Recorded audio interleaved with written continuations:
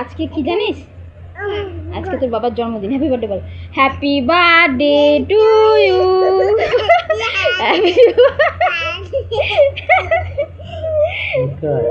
আজকে তোমার জন্মদিন, তুমি জানো না? সত্যি সত্যি আজকে তোমার জন্মদিন। 20 জুলাই 12টা বেজে গেছে। আজকে 20 জুলাই। হ্যাঁ, happy birthday to you, happy birthday to you. খালি গায়ে প্যান্ট পরে happy birthday to you. Birthday বয়কে দেখি নাও সবাই। বাবারি,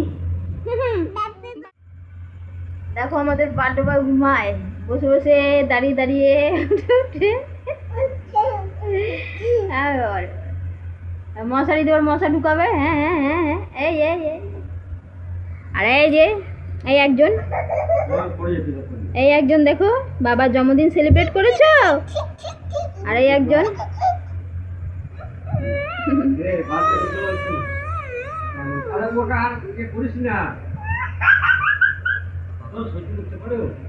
পাপা পাপা পুপি।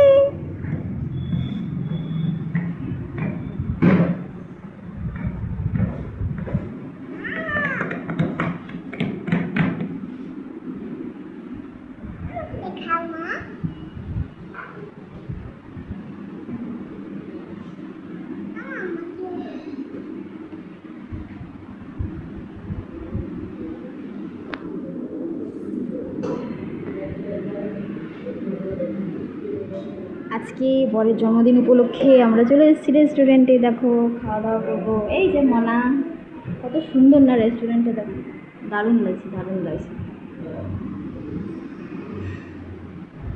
আর বাবু এই যে ঘুমিয়ে গেছে।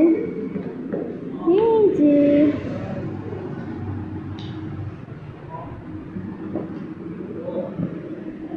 এর মেনু কার্ড। চলো খাবার আসো।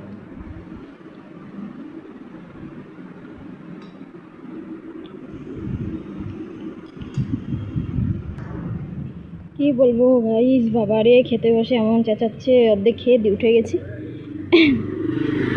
দিয়ে যে একে নিয়ে ঘুরছি এখন। ওইদিকে মনে হয় যে বসে আছে,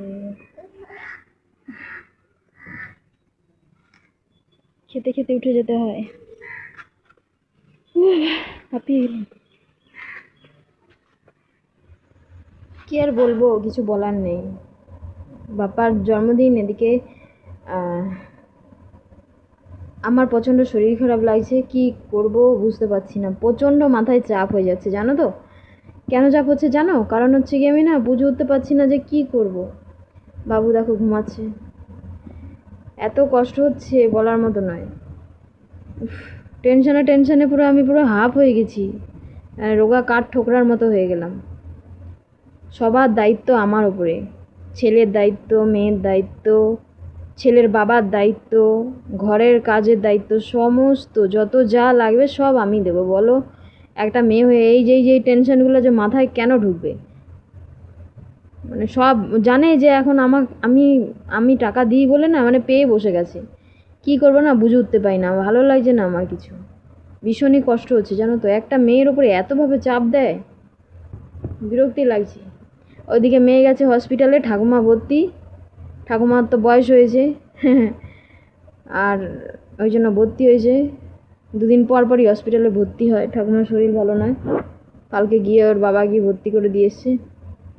আর এই রাতে তো মনে হয় এই খাবার আছে, ভাত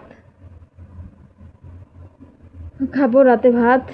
এই তো খাবার দাবার, শরীর ভালো নেই গো, ভীষণই খারাপ লাগছে, ভীষণ খারাপ। আর বাবা মার কথা, আমার বাবা মার কথা কি বলবো, আমাকে তো আর এখন মনেই পড়ে না।